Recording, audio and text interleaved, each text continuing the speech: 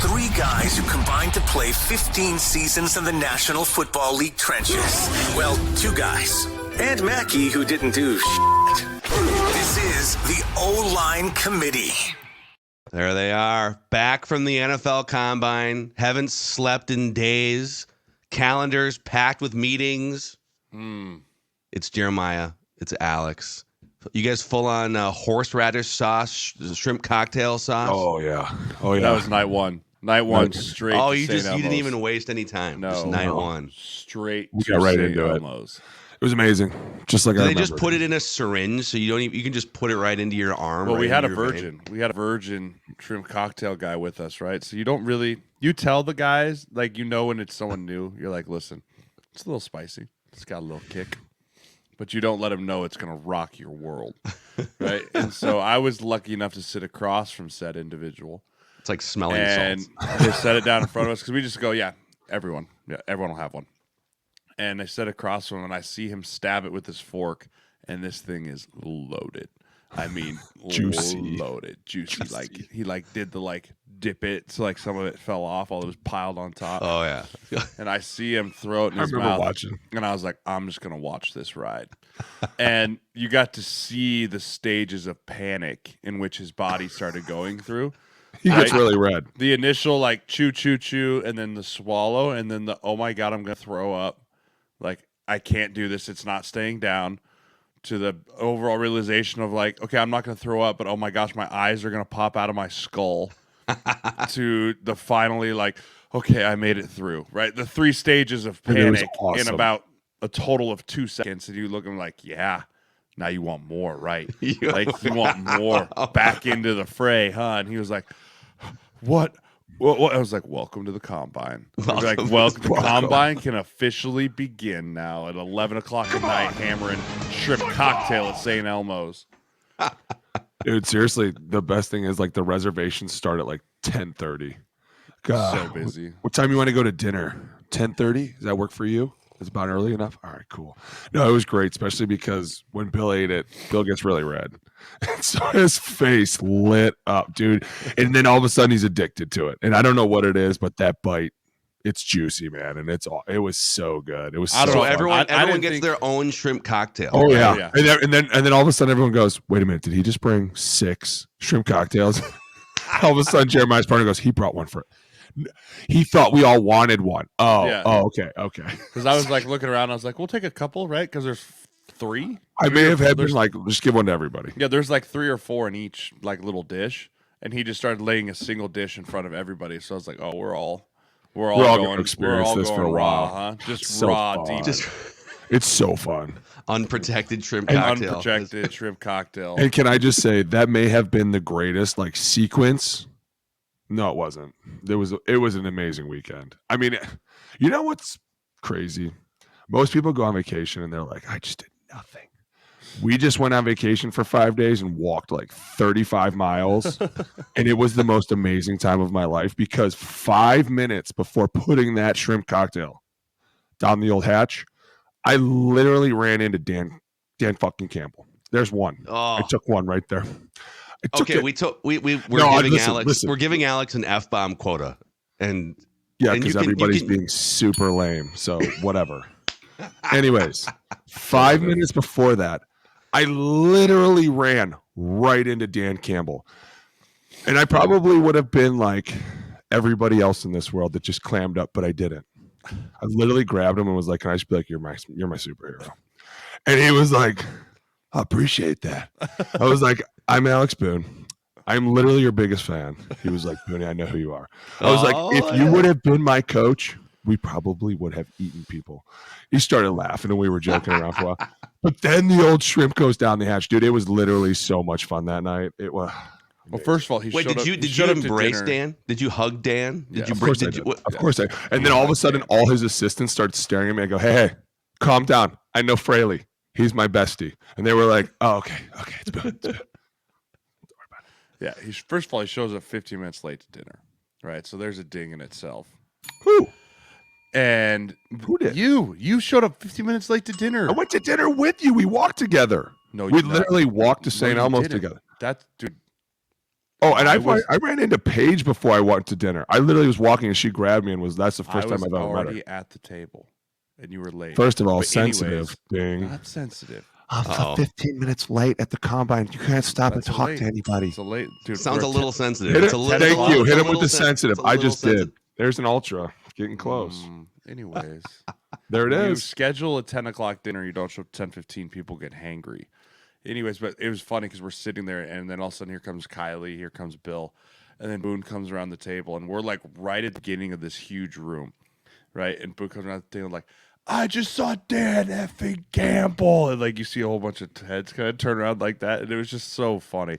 But that was a great first night, great first start. But yeah, I averaged 8.5 miles a day, walking back and forth.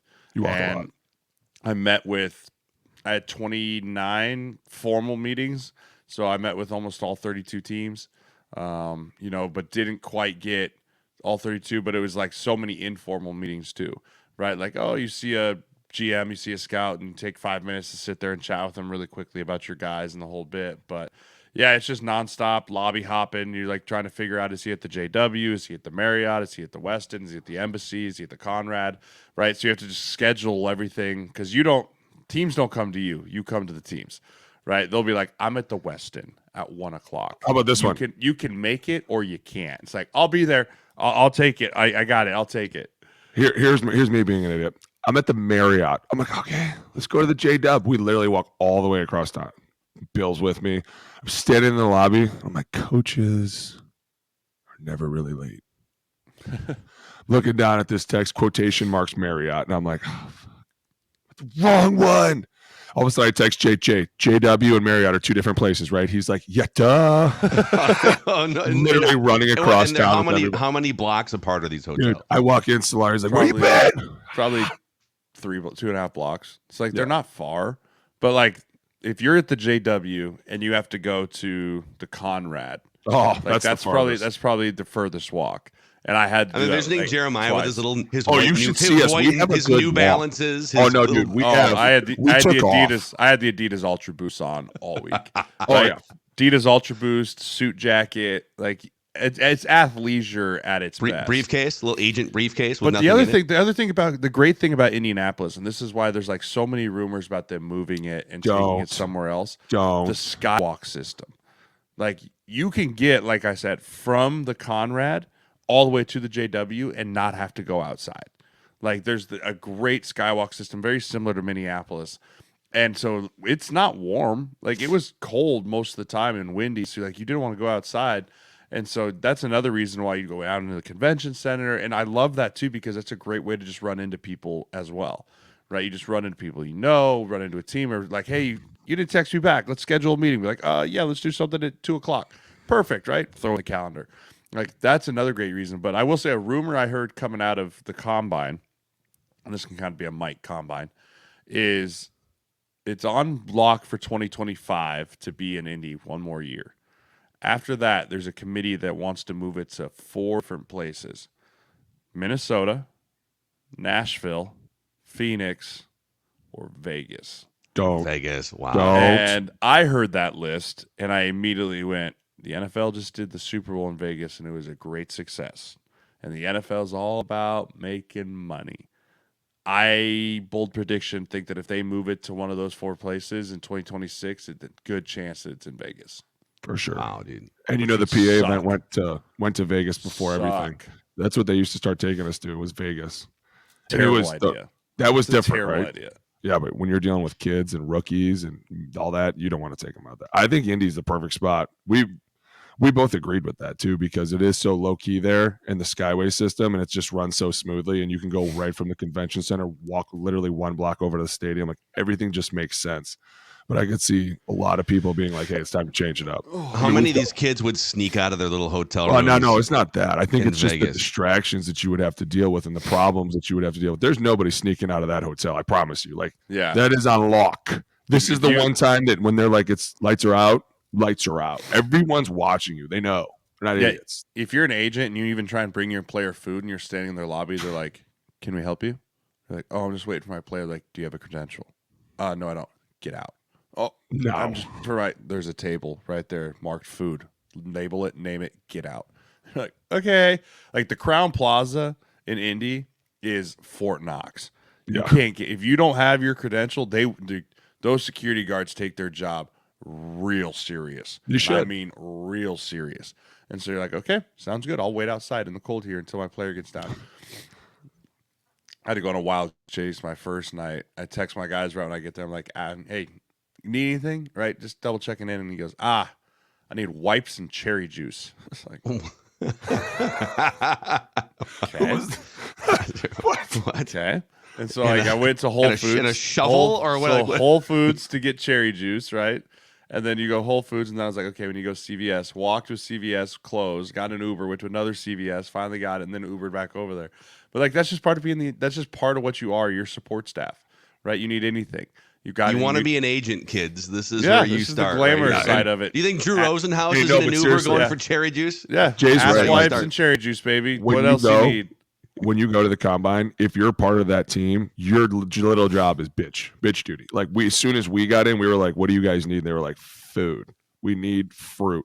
So we ran right to the store and got fruit. Like your whole job is to make sure they're good all week, and it is so much fun because you're watching these guys take huge steps, and you're watching these guys go through these interviews, or you're watching them sit there and like interact with people. And I will say that these guys interact with each other a lot more than we ever did. Like these guys come in here and they're really, really tight. All of them. Like they're very close, which I think is awesome because it's camaraderie. Whereas we came in and everyone was always looking over their shoulders. Like, who are you? And they say you're tougher than me. I don't believe it. Like everybody just hated each other. And now you go into like the Noble Suite and everyone's just hanging out. And you're like, man, this is so fun. It is so cool. And these dudes are so big. And that's my mic. Yeah, start us off. Hit it first mic. Dude. I'm telling you right now, being around these guys, they're massive and they move so well. I'm telling you right now, I was so impressed with the way these guys were doing field work and the way that they were running their 40s. Like some of them look like deer running, and some of them you're like, there's no way I could have looked half as athletic. And you see them move on the field and the way that they can stop and turn. Like, dude. Talisi Fuaga from Oregon State.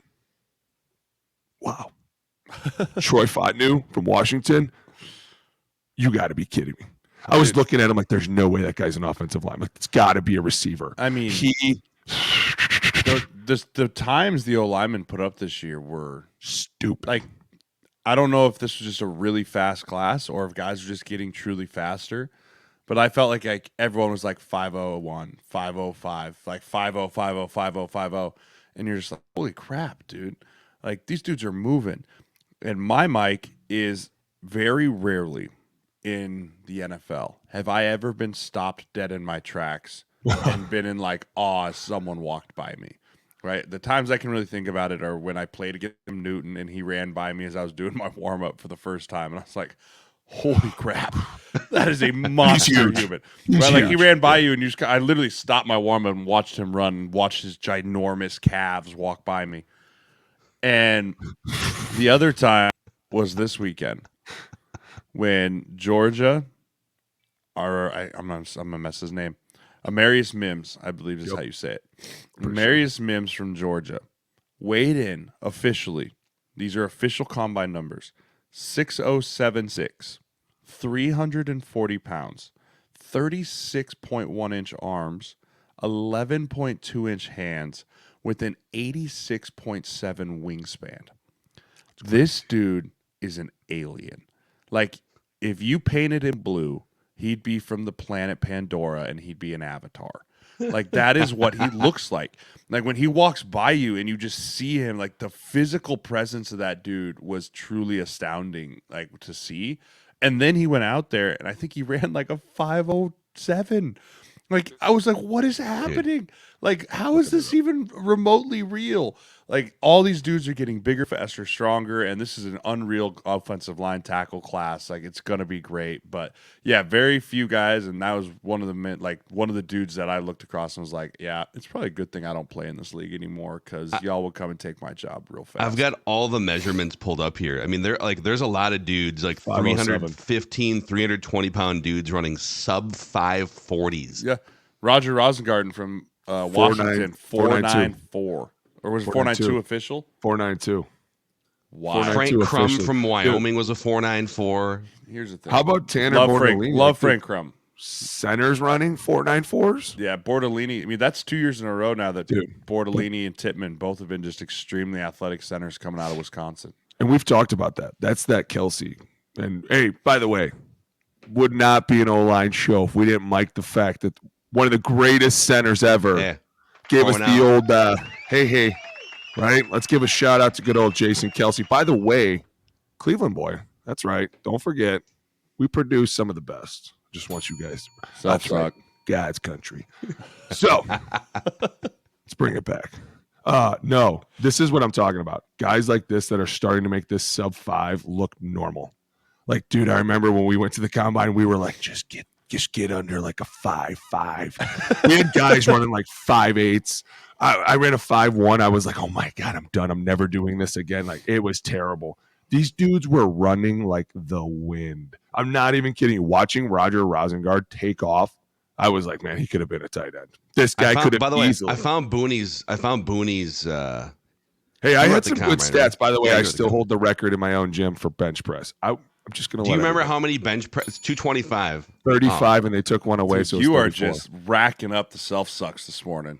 Well, I can't help it that I, did what I did. What do you want me to do? I mean, this website, which is NFLCombineResults.com, so it must be it's official. It's got to be official. It took away 2 reps from you. It has you at 33 bench press reps. No, I was 35, and they took one away for bouncing. And your 40 was a 5.16. Yep. That's cruising, man. I mean, that's like at 330. That's also like 15 years cruising. ago. Humans have evolved a lot in 15 years. I know. Do you remember what your vertical leap was? 28 inches. We'll round up 27 and a half. It's pretty good. How about that? I don't remember 3-cone or shuttle. I don't even remember doing Dude, it. how about Roma Dunze shutting the lights off inside? I don't remember times. And we were. Here's the thing. We were questioning. You only get twice. One. No, like you only get to bring in one time, and that just was it just for his own? He just want like, it was. No, I'm sure he wanted to feel those good. reps?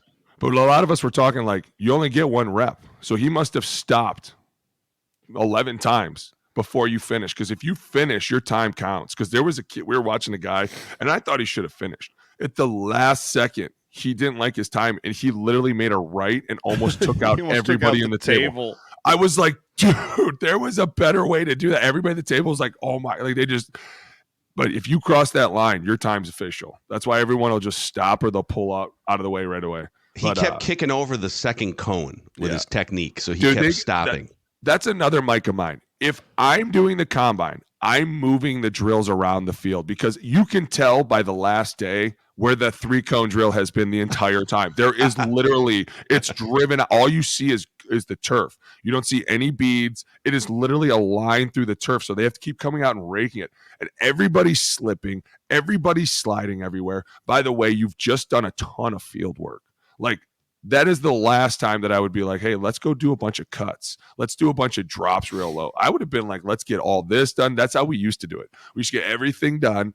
And then they'd be like, okay, now we're going to go outside and do the field work. But that was before it was really put on TV, right? So it was like you were there the whole day. They have shortened this so down. When our group went, it was like 6 hours. You were out there all day going. And then the next group came in after us. And that's when it was like, this sucks. And you kind of saw a little bit of that with the wave drill with the old linemen. They were making them go. And I mean go. Isaiah Adams, Joe had to go for a while. And then all of a sudden by like number 10, the guy was like, nah, let's just, here we go. 1, 2, 3, 4, you're out. I was like, man, they're trying to get this thing going. And they only made everybody do 1 rep. They let us do 2 reps of everything. Like it's trying to become this it's all for version. TV. It's all for TV. Which is hilarious, by the way. Like it's almost comical. The NFL has brilliantly gone through every possible asset from like the schedule release. And they determined 15 years ago with their network, we're literally going to televise like 20 hours of offensive guards doing 3-cone drills with sideline reporters, Pelissero and Jamie Erdahl down. Jamie Erdahl's like 6 months pregnant down there interviewing wide receivers. Like, it's wild. And people watch. I was watching. I probably watched 3 hours. I'll be honest. When you're watching those receivers and DBs run, you're locked in. Worthy, when he ran that 4.21, you were locked in. We saw 4.25, and you could tell he was like, I'm going for it. And you were like, so we were at the Combine that night. It was amazing. The NFL Legends We saw it live. They put a great event on for former players to be able to come up, eat food, hang out in the quarterback suite, and just kind of chill out and basically be like a social couple hours. So we went for the second group of the receivers to run, and we're all sitting there, and we watched him run his first one, and we were like, yep, shut it down. 4.25, dude, take a day off.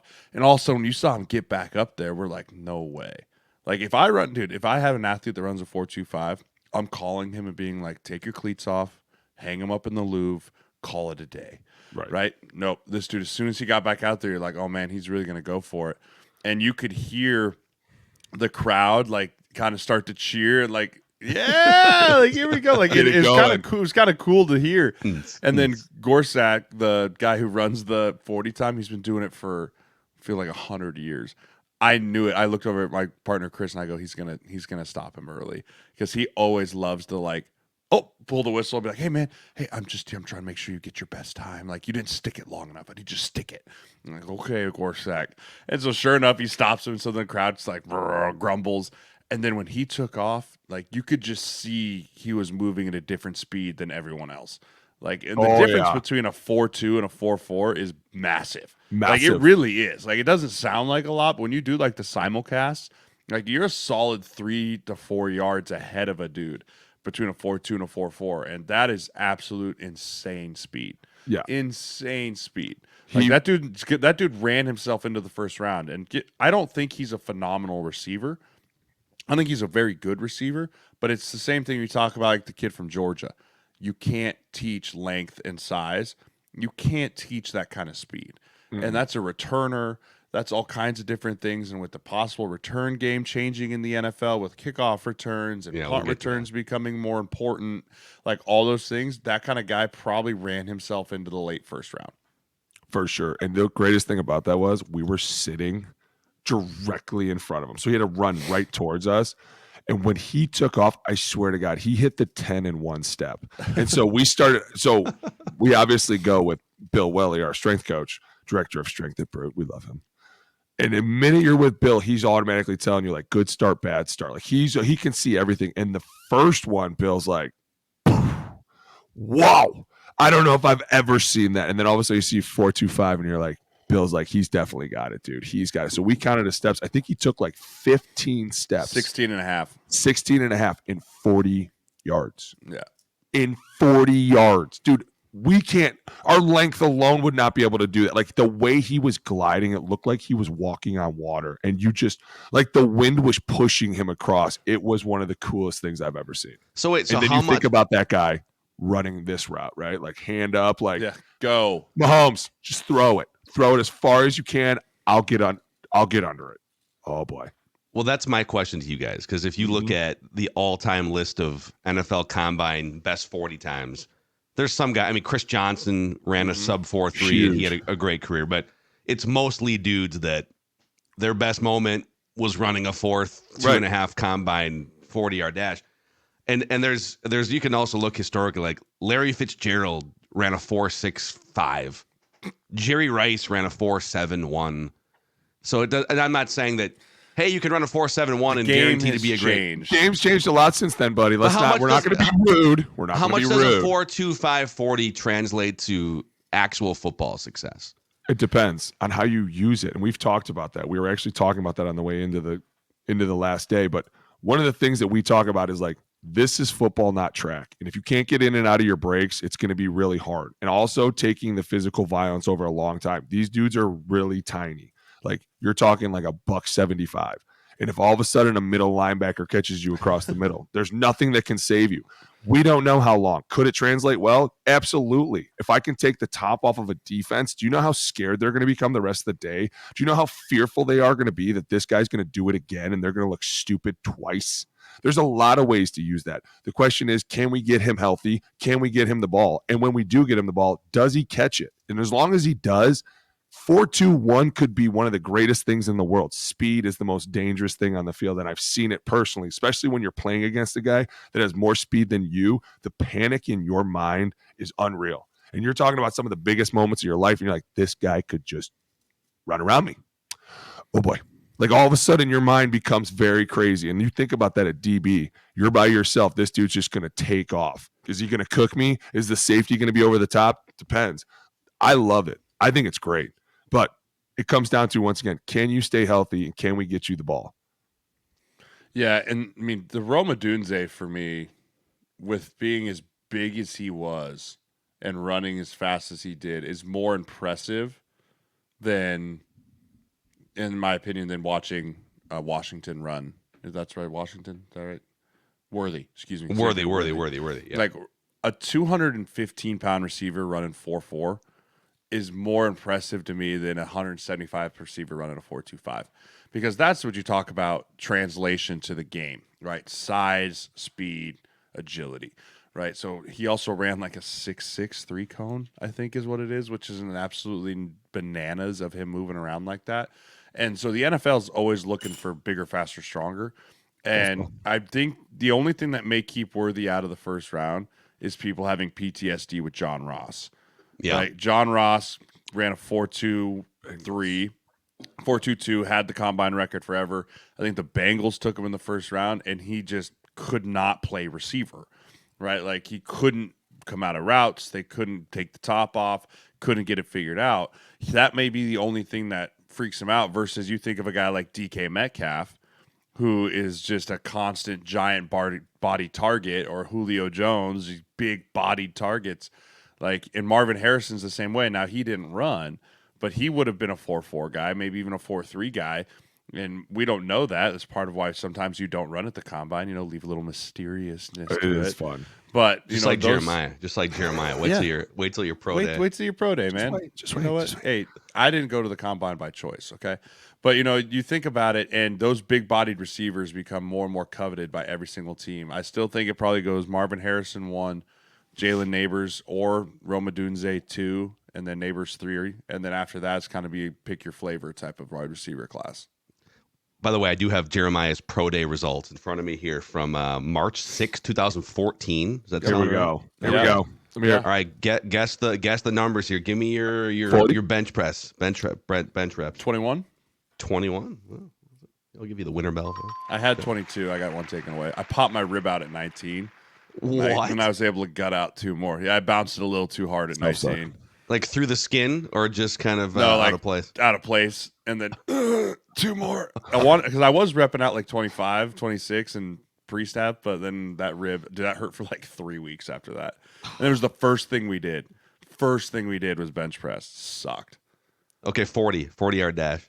I think it was like a 5.4 something, slow as shit. 5.37. Hey, there we go. It's pretty good. Kept it under 5.4. That was the goal. That was the goal. 3-cone. This was actually pretty good. I think it was like a 7. It was 7.8 something. 7.63. Yeah. Ooh. Dude, you were cruising around the cones, man. Yeah. Hey, I wasn't straight line speed, man. I'm all agility. Cruising around the cones. Vertical jump. 25, 26. 26. 26. Pretty good. What was your height and weight? I think it was like 308, 6 and a half or something like that. 308, 6 and a half. Little boy. It's like a steel trap up here. I know. It's funny how you can remember your own results. Like, Steel trap. I'll never forget that. I think I had a broad of 8'11".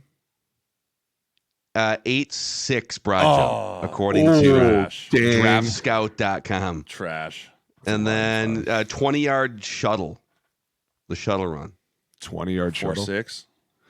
4.86. 4.86. I knew there was a 6 shuttle. in there. 4.86.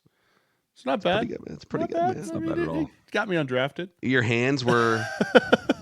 It got you Mine too. Got me undrafted. 9 1/4 inch hands for Okay. Jeremiah. Okay. Enough to pick up a double bacon cheeseburger. Sometimes the hand size is always controversial, man. Remember when Joe Burrow got measured with like 9-inch hands and he tweeted out? Remember Kenny Pickett? Everyone was like, dude, can't play. Can't play in the league. 6-inch hands, man. He's got these tiny Burger King hands, right? That's all I could think about was those Burger King commercials where it's like, how am I want how to am eat I this supposed Whopper. to hold it? These tiny hands, man. That was Dante Culpepper 20 years ago. 260-pound linebacker playing quarterback, running a 4.40, whatever it was. I think I'm going to look this up. you guys remember watching Dante play back in the early 2000s? I'm pretty sure he fumbled like 23 times one year. Yeah. He would drop back to pass, and like an edge rusher would create a gust of wind, and the ball would fall out of his hand. I should have ate that popcorn. That brings me to my mic, by the way. Speaking of quarterbacks, I need to hear Jeremiah's updated thoughts on the rise of J.J. McCarthy. Oh, when that tweet came out, I was like, Jay, your boy's going top 5. Dude, he's lit. So right now, I just Googled. He's number 3, right? Well, it depends on kind of what rankings you look at, but like I just pulled a mock draft from The Athletic this morning, and it's got the Vikings trading up to 7 for J.J. McCarthy. You had Ian Rappaport and a couple other guys went on TV and said, hey, based on what I'm hearing after the combine, in fact, somebody came out and said now there's going to be the top 4 picks, however the trades work out, are going to be quarterbacks, and J.J. McCarthy will be a top 4 pick. And maybe some steam that he's a top 3 pick. Ooh. But he wasn't take asked him to throw as much as the other quarterback, so it's projection. Yeah.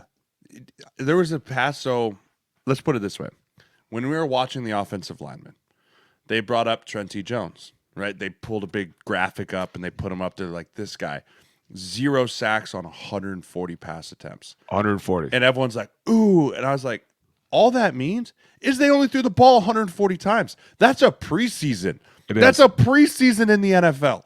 Right? Like, you're asked to throw 140 times in 3 games in the NFL. You play for the Bengals, you're throwing the ball 65 times a game. Congratulations. Every game. Yep. Right? You go play for the Vikings, guess what? Kevin O'Connell can't help himself.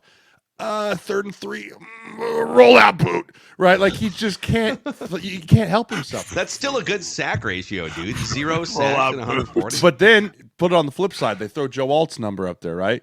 And they're like, Joe Alt, 1 sack on 390 pass attempts.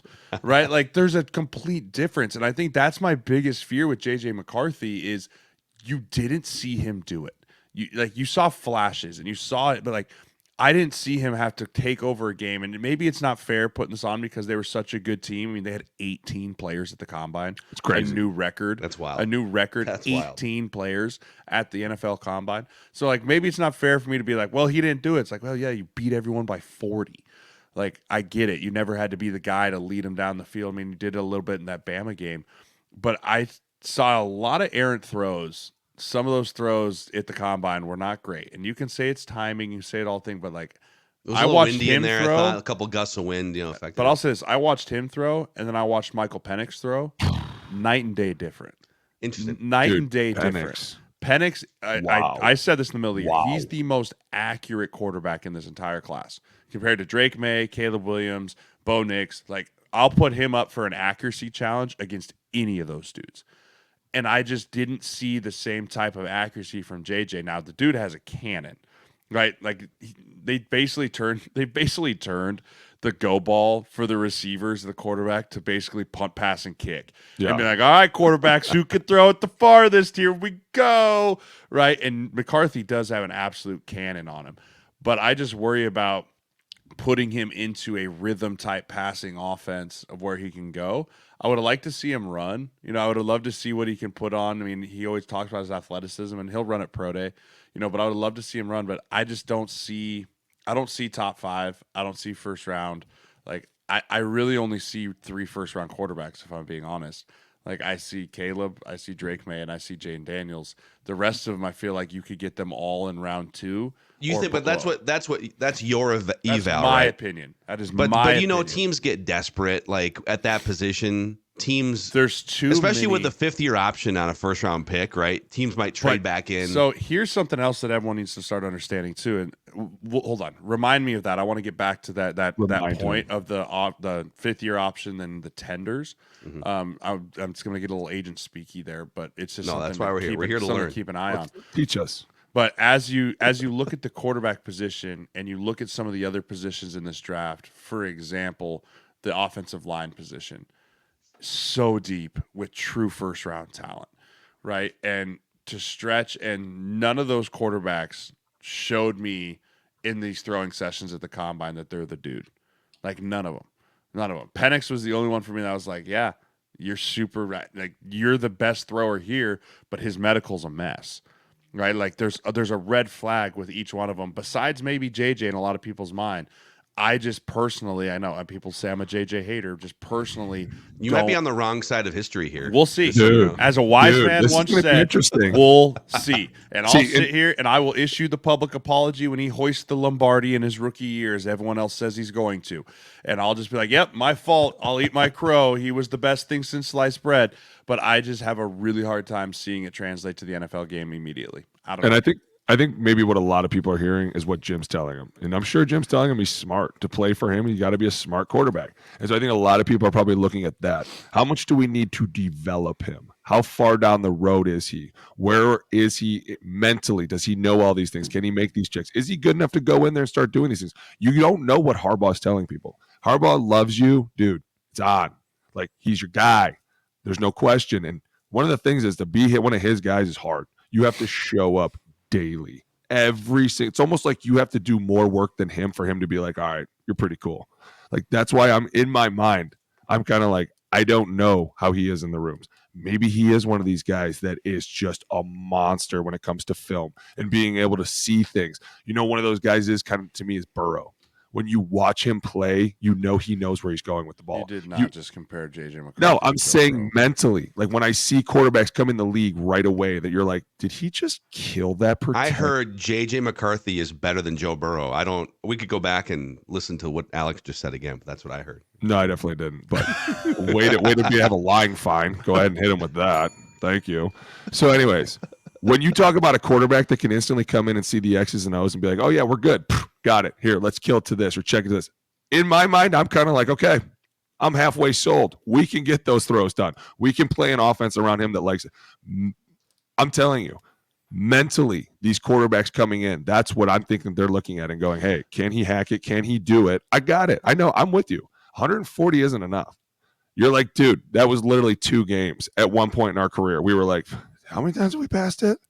But at the same time, you talk about these teams that are starting to look like, I look at Atlanta, and I don't know where they are right now. Everyone keeps talking about this Kirk thing, and everyone keeps saying that JJ's a great fit there. And you say, yeah, because they have a great young running back, and they still have talent on the outside. He fits well into that scheme. We want to run the ball. We want to do a lot of play action off of it. That's why I see that going, yeah, that makes total sense to me. That's where you came from. And at the same time, if Harbaugh's telling everybody that you are smart, and you are, dude, rock and roll. That's why I'm kind of been like, all right, I'm starting to look more mentally around this. It's all these quarterbacks. And I mean, obviously people want to throw the generational talent thing around. That's great. You can have all the talent in the world, but the college game is so underdeveloped from a schematic standpoint that these dudes have no idea what they're walking into. And, you know, I brought it up in quite a few of my meetings of like, hey, what do you think about this quarterback class? Or what do you think about this? And they're like, dude, it's hard because you draft a quarterback in the first round, and especially if you draft him in the top 10, like, you're staking your entire job of everyone in the organization on that pick. And if it's a Caleb Williams or a Drake May that comes from the air raid offense, you don't know if they can even read safeties, right? You don't know if they can truly read defenses or if they can truly flip protections or any of that based off of the film, because it's so like, spread it out, throw it as far as I can. One of these, my fast receivers will go catch it. Like, there's no checks. There's no understanding, hey, at the cover 6, I'm hitting the corner route. Or, hey, at cover 2, I'm trying to put it in that hole shot. Like, there's just a very little development in the college football game of the passing schemes. And so I think that's another piece that is so hard for these guys to evaluate of, man, look at all these throws, or look at, he's throwing a wide open wide receivers all the time. It's like, well, is that because they're faster than everyone else and schemed them open, or did he read the true defense? I feel like that was Hendon Hooker last year. Remember? It's like, there was like mid first round steam on Hendon Hooker. And then you watch the actual tape. It's like, he's literally reading half the field and everyone's wide open. And he also, it's like 4 verts on every play and an injury. So on Penix has had 4 different season-ending injuries. Now, you never know where the information's coming from, but there were some reports that, hey, the medicals looked way better than, but that could also be coming from Penix's camp. No one knows what the medicals. Yeah, and that's what's crazy too, is you don't know who's starting rumors. Like, so at some point you just can't believe any of them. But I will say this, Jay's right. When we were watching Penix throw, that dude put it on the spot every single time. And that was probably going to be my next mic. The fact that some of these quarterbacks couldn't hit a damn thing. They were overthrowing guys, underthrowing guys. And then you watch Penix come in there and you're like, whoa, But you know what? Literally right in front of the eyes every time. I was like, what? But Sam Hartman looked great trying. I will say that. You know, the hair slicked back. Hey, when he was running the 40, we knew instantly they were going to. That's going to be a clip for sure. I had a personnel person that I'm not going to name. Don't do it. Like we were watching Hartman run, and he literally goes, "That dude's going to crush it on CBS Sports in 2 years." Yeah. And I just started dying, dude. Dying laughing. Like, he's going to look great in the booth. Like, it just basically, like, he's not his giant green tie. Oh, you know? dude, right next to Brady Quinn. Dying there he is. The two of them. You're like, Brady Quinn going for it there. But, I mean, some of the quarterbacks, like Joe Milton, and I don't even remember the kid's name from Western Kentucky. Western Kentucky was driving us nuts. Buddy. He didn't hit anybody. Like, could you imagine being the receiver? Dude, the first so go pissed. ball he threw, the receiver turned around and caught it like a punt. All right? Like, I thought he was going to call fair catch. Like, stopped, came all the way back. I think he threw one like 10 yards out of bounds. And then everyone like got super enamored with Joe Milton from Tennessee because he could throw it 65 yards on a rope. But then you watch him throw the out routes and he's one hopping balls, or it's just, whoa, just a bit outside, right? Like, I don't know. The quarterback game in the NFL is such an accuracy thing. I personally think I would give up some arm strength for more pinpoint accuracy. Oh, all day long. Like, if you could put the ball here instead of here, I don't care if you can't throw it 60 yards on like a complete bombshell. Look at Peyton Manning with the Broncos after the neck fusion surgery, right? I mean, he was like throwing end over end ducks for half of his passes, but you know what? They were right where they needed to be. Dude, receiver crossing routes. Drew Brees with the shoulder. He was the same thing. He could put it on a dime, but he couldn't throw it over 45 yards. And they were still out there in the playoffs winning and doing what they had to do. And I agree with you 100% because the speed has changed in this game. Defenses are changing. These D coordinators are becoming extremely smart. I was talking to somebody at the combine. I can't remember what coach it was. We were talking about a cover zero that Flores has been doing lately. That's like a zone underneath.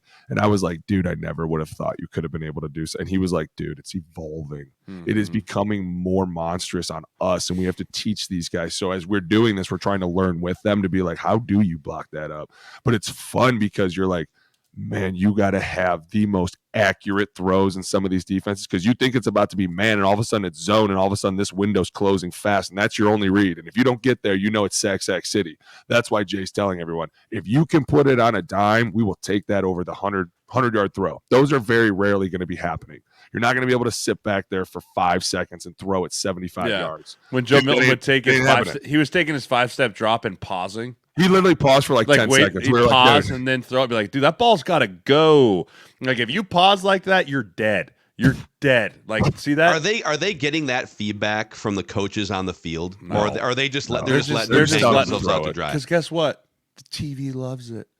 Like, no one wants to be the coach to be like, seeing it. Yeah, no one wants to be like, throw it. Like, they want to be like, throw it as far. When Sam Hartman runs his left hand, his fingers through his hair as he surveys the second. He somehow just lives his life in slow motion. Slow motion. That's great. So okay, just the fifth year option thing. Just to wrap this quarterback. So here's my question. If you're a team like from like Vikings to Broncos to even the Saints, looking at life after Derek Carr, life after Cousins, Russell Wilson, but you're outside the top 10 right now, are you better off, just based on your evaluation, Jay, are you better off trading up the board and giving up future first round picks, or going stud at a different loaded position and then figuring out quarterback maybe later in the first round or second round? There's the Bo Nix, Michael Penix, McCarthy. Yeah. And then how does the fifth year option for if you draft a guy in the first round, you get the fifth year option, second round not valuable for a quarterback? Yeah, I think if you're not drafting in the top 5, you have to be bona fide 100% willing to sell the farm to go get your guy. And you have to have all faith in the world that if I trade up and I give up this year's first and next year's first and then maybe a second, maybe even a third, like, this dude's going to work out. If not, I've always been a firm believer in let's build your team around young studs in the draft and then get this team built well, get the cap in a really good place.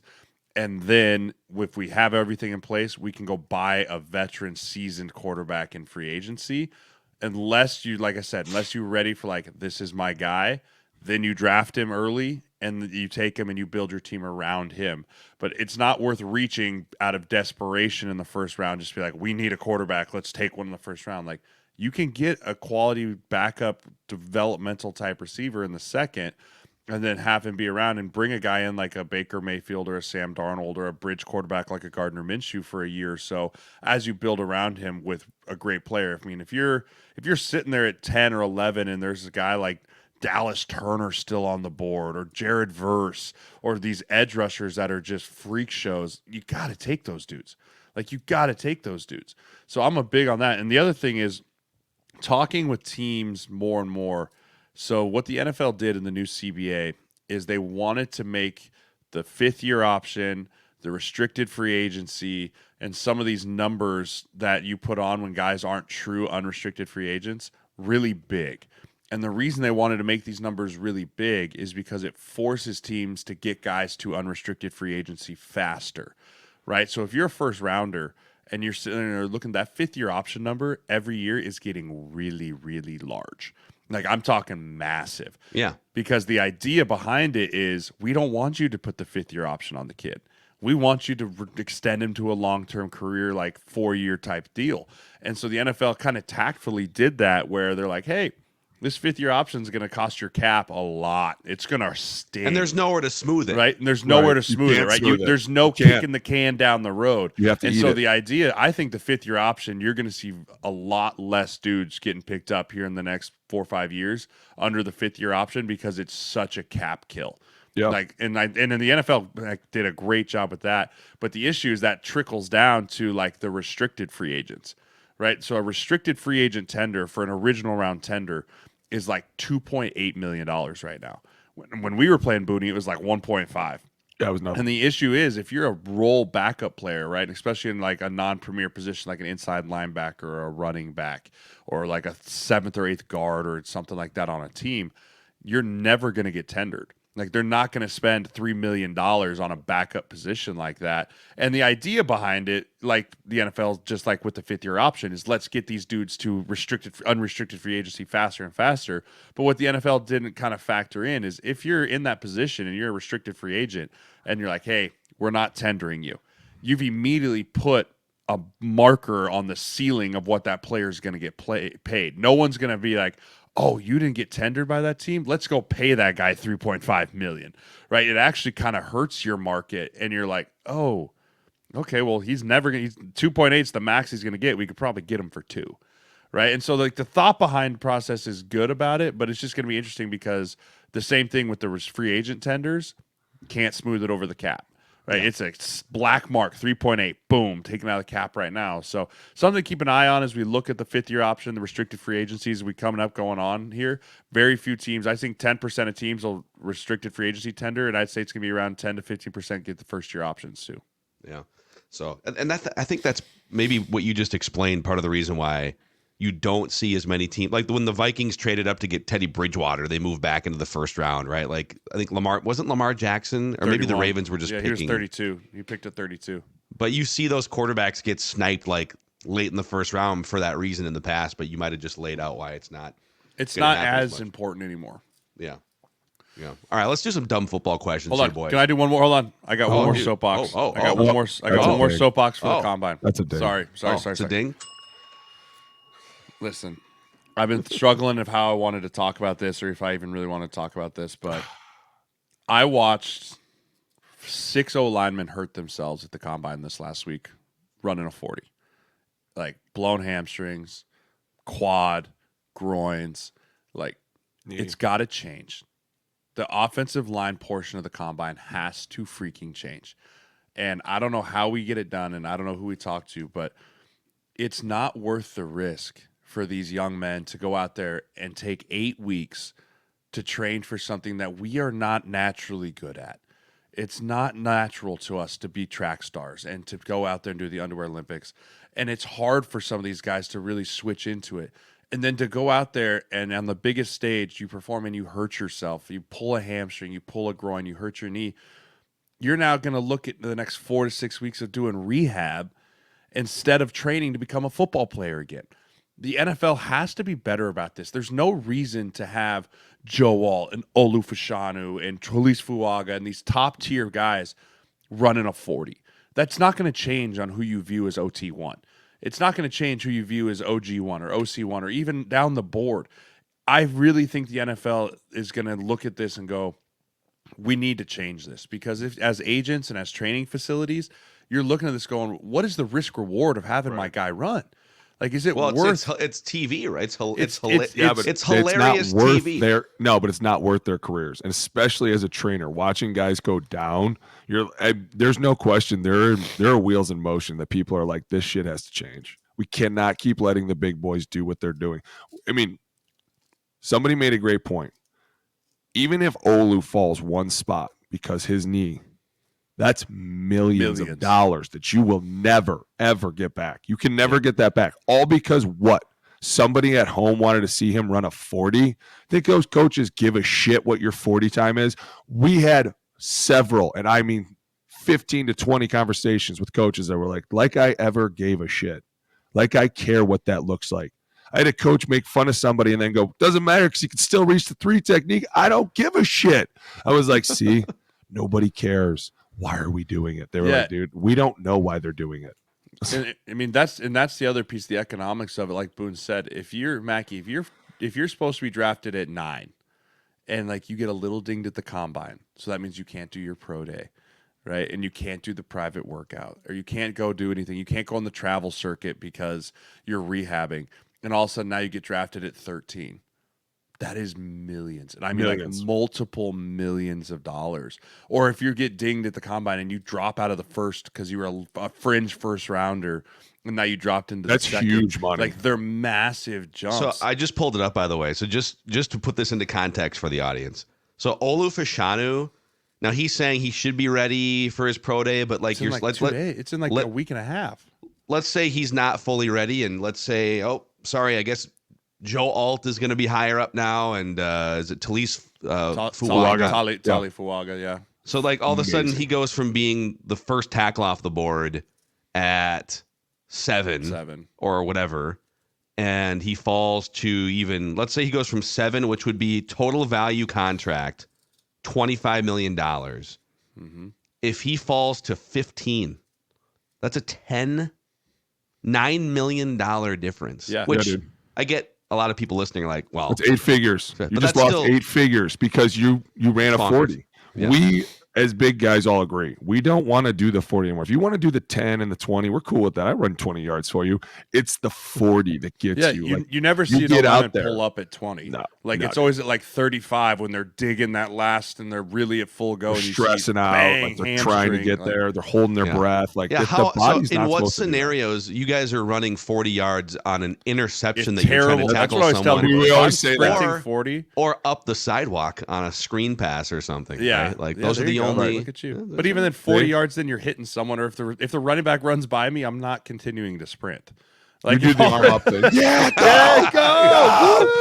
See, that's the other thing. If you're running 40 yards, something really, really good is happening, and you don't care, and you're just all excited, and you're like, no one's timing me, or something really bad has happened, and you're like, please don't. You're like checking both sides. Who's coming to hit me? I know they're playing. Or you're like, yeah, I'm gonna go run that DB that ran a 4.32, and I'm in double knee braces as I'm chasing you down, running my 6.1 40 here. Yeah. Like, I don't know. It sat with me wrong. I felt like there was more alignment that got hurt this year than there was last year. Maybe, dude. A lot of top prospects, right? Yes. I watched Tyler Guyton, I think, pull his groin. I watched Olu Fashanu run 140. Right, I'm pretty sure Mims pulled his hamstring while running too. You watched Prince Pines from Tulane, John Ram from Oklahoma. Like, it just felt like you're just sitting there watching one after another, and you're like, dude, these dudes trained so hard to do something that's so unnatural, and now they're going to be able to miss out on the next time of being a football player. That's bad for the league. Right, It's bad for the league because now you're going to have guys that come in, maybe you draft them later or whatever it is, and they're not going to be in football shape, so they're going to be behind in rookie mini camp because you got to maybe get them back.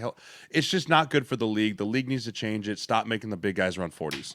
That's my soapbox. I'm going to applaud that. Hey, you know what? That was great. That's a great rant right there. Hey, we should ding the league for that for sure.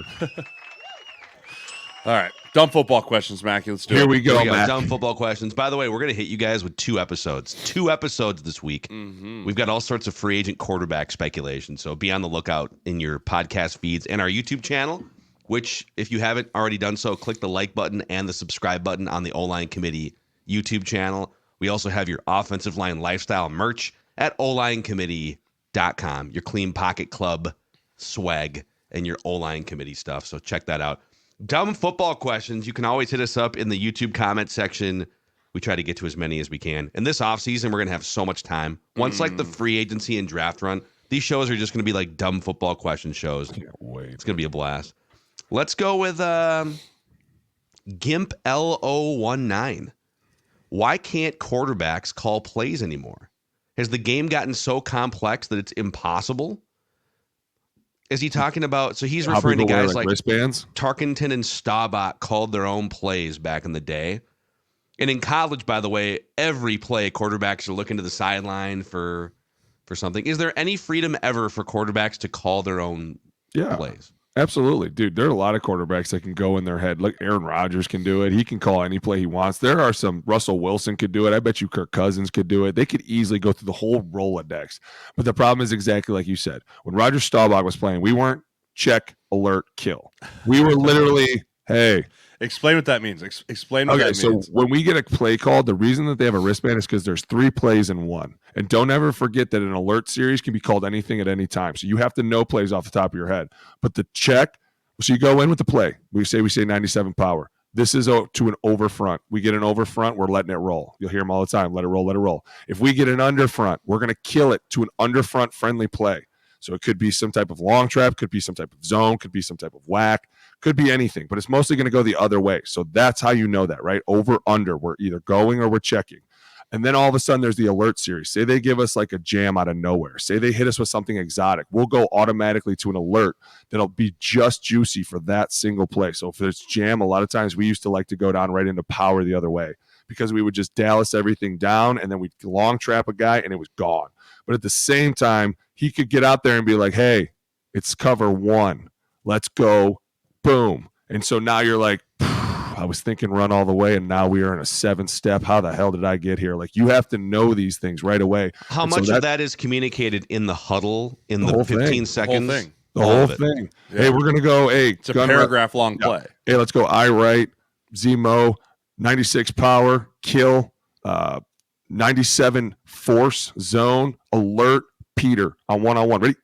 That's why you're like, whoa. And if you're the guy rattling all that off, eventually over time, they understand it all. There's no, like, you just look at them and you can see them going through their Rolodex and you're like, this is pretty fucking sweet. That's 2. And so all of a sudden you see these quarterbacks coming from where they're looking to the sideline and it's just a Twinkie. And they're like, got it. Here we go. It's not like that anymore. Like, you have to know a ton of things. You have to be the one diagnosing all of this. You have to be the one killing us in and out. Like, they're not going to let O-linemen do that a lot unless it's a very bona fide center. Can he be able to go up there and go, hey, we're going to kill this? That's why they're constantly like, wristband, just read 38. You don't have to think much as you're reading it. You're putting it in your head together. Okay, this is my formation. This is where we're running. Okay, if I get this under front, I'm killing it out of it. Dude, there is a million things running through your mind. I hear this, and I am an outsider to the NFL world. I've never been in an NFL huddle, obviously. And it gives me anxiety thinking like the 60 plays you're going to run. And I'm sitting here trying to, okay, so this is our main play. But if we kill it, I have to remember that. But if we do this, if we alert it to this, like, I can see how. By the way, you have a snap count to remember, and also there's a werewolf standing across from you that wants to murder that dude behind you. Don't mind that, right? Like, not only are you going through the mental gymnastics of everything we just talked about, there's Aaron Donald across from you, snorting and pissing all over himself, and ready to kill someone. Idiot fans like me are like, "Come on, Sirles, why can't you block? You suck." Right? Hey, yeah. Like, funny story. Funny story. One time, we were down at the old Benson Stadium down in Louisiana. And we had a call, kill, alert. And me and Mike got the kill wrong. Now, the problem was the kill was power. And we remember this play. Thought we were Mikey Potty was the opposite guard of Boone in the Niners, by the way. And so we get there and Cap's like, hey, kill. And I look at AD and I'm like, yo, I'm gone. And he kind of looked at me silly. And I was like, I thought it was 97 power. Mike thought it was 96 power. Mike was right. I ended up pulling, and we run smack into each other. And it hurt so bad because I was not expecting it. And Mike looks at me like, oh, my God. And all of a sudden, the linebacker runs through like it's Frank. By the way, shout out, saw Frank Gore at the Combine, consulting for the Niners. And I told him there would be nothing better in my eyes than if they drafted Frank Gore Jr.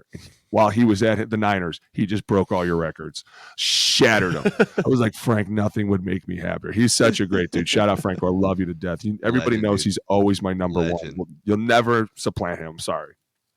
He's a legend, man. Actually, I mean, back to the original point, though, as far as like the check, Mike, kill.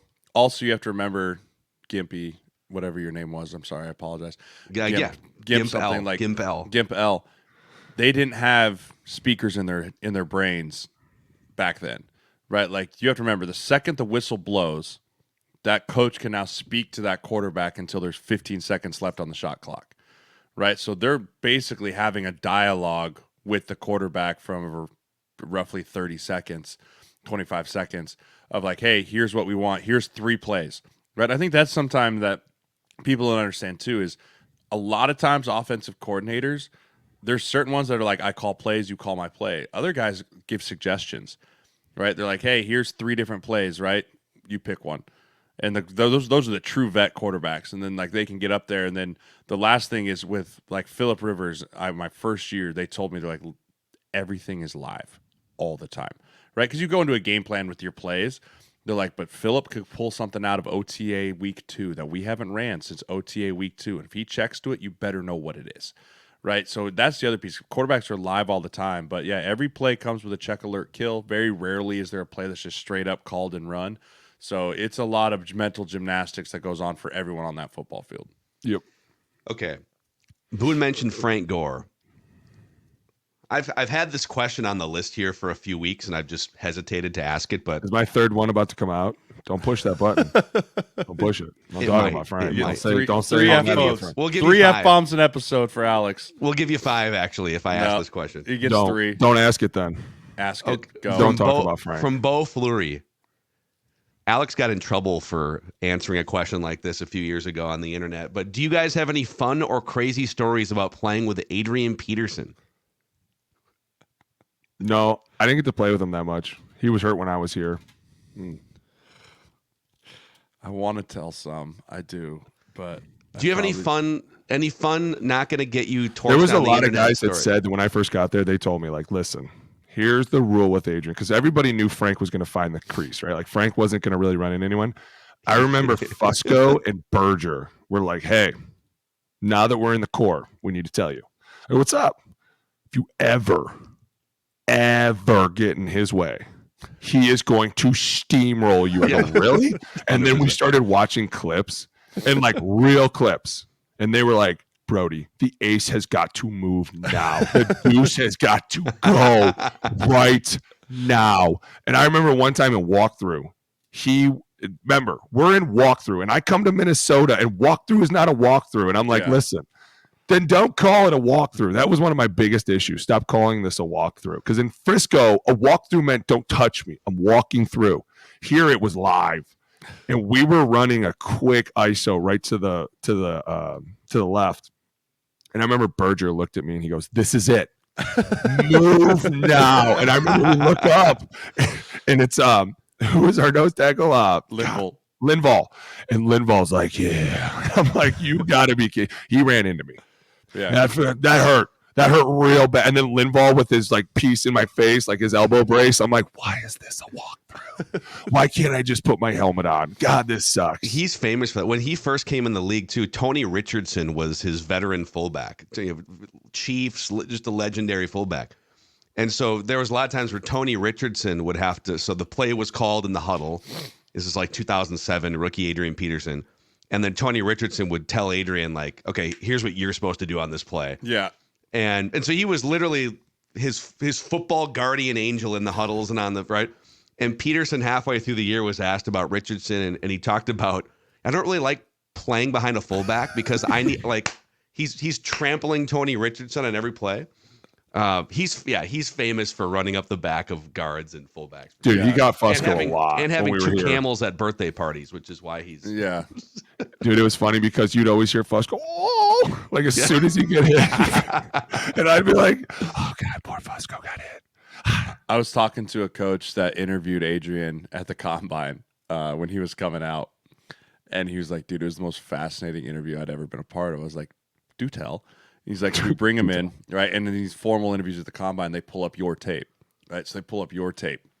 So they pulled up Adrian's tape. And he's like, all right, Adrian, you're running outside zone here at Oklahoma. Talk me through your eyes. Talk me through your track. Where are you looking at? And he's like, I'm just running. He's like, what? He's like, I'm just running the ball. Okay, cool. We'll go to another one. Well, let's go to a duo scheme. Like, goes to a duo scheme. Like, all right, what's your read point? What are you looking at here? And he literally goes, Adrian stopped him and goes, Coach, I just run the ball. And like, and the coach literally goes, like, the coach goes, got it. Sounds good. And as he left the forward, he's like, well, he's not going to be around there to pick when we pick, but I'd take him. Right. Yeah. Like, and that's just how he was. He's like, I just run the football. Like, I just go. And he didn't play on third down, really. No. Even when he was running for, they would always have a Chester Taylor or a Matt Asiata or somebody. So this is kind of a funny Adrian story of a football field. So I don't know if you guys remember. You'll remember, Mackey. It was 2015. We were playing the Lions. Like, we're playing the Lions in TCF Bank Stadium, right? This is before the U.S. Bank was built. And Adrian was in there, and we were running a waggle protection, right? A true play-action protection on first down, which meant that the running back was involved in protection. And so we all were blocking. I'm on the sideline. I wasn't starting this game. And I can remember we're blocking it up, and I see them fire the Sam backer, which is Adrian's guy. And Adrian runs right by him. Like, just right by him. And as he runs by him, he turns around like, oh, shit, that's my guy, right? And so he turns around and looks at Teddy like that, and Teddy's getting nailed and just, like, flips it to him. And then he turns and takes it up the sideline for, like, a 90-yard touchdown. Like, top 10 Sports Center. Like, oh, my gosh, look at this screen that they ran. Like, it's so genius. And then we get in the film room. It's like, Adrian, got to block that guy. Mental error. But really nice job, nice right? work. Like, it was like what do you say to that? Complete F grade on the play, but 6 points, man. 6. Appreciate you for that. We need to find the PFF grade from that actual dude, play. So funny because PFF literally, like, around. the O-line coach, the O-line coach was freaking out as it was happening. Right, Jeff Davidson's like, damn it, and because he just sees Adrian run by the guy, then also he just turns around, catches it, and away he goes. Like, just that kind of stuff. Where like the fan public was probably like, wow, what a design, North Turner. Little play action screen to Adrian Peterson. It was just a complete blown assignment. Hey, I will say there is a lot of times that happens where things go wrong and it ends up being great for us. And you, in the moment, you're like, I'm in so much trouble. But at the end, you're like, who cares? Like, dude, when you win, this is funny. When you win a game on the plane ride, all sins are forgiven. All is like, forgiven. No matter what you did, I absolve you, my son. The coaches come by and they're like, we're fine. But we're going to talk about it. You're like, but if you lose, oh, no, you're getting it. You are. It's funny. It's funny how we think about life. All right. It's hilarious, man. Yeah. All right, I got one more dumb football question. Then we'll get to we're going to record a second episode, so we'll do this like in 3 to 5 minutes. Kyle Alexander says, "What are your guys' thoughts on the NFL being scripted?" Oh yeah, it definitely is. It's scripted. Boone's falling more into this camp more and more as we talk. Conspiracy Boone. His tinfoil hat's getting a little pointier every time we talk. I made a joke this over the weekend, and I don't think anybody thought it was funny with the audience I was with. Like, I'm so sick of this script, and everybody looked at me like, "Shh, what'd he say?" I was like, "It was a joke. Calm down. Probably not the right place to say it."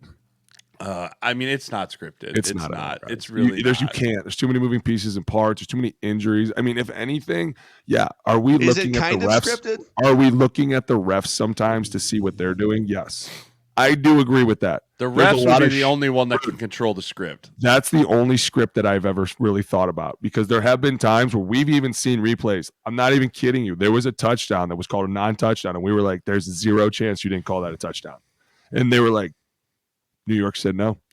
What do you want us to do? Okay. Because that's the piece for me that's getting more and more fascinating. They suck lately, dude. Is when they're like, oh, we got a call from New York. It's like, ooh. Like somebody there knows what's really the going eye on. in the sky can now call down and be like, hey, incomplete. And be like, what? I said incomplete. Like, okay. No touchdown, incomplete. Blah! Like, But let's carry this it, out. Batman. But there's only so much refs could do because certain things are so obvious, right? Like if a player scores a touchdown walking in, you can't.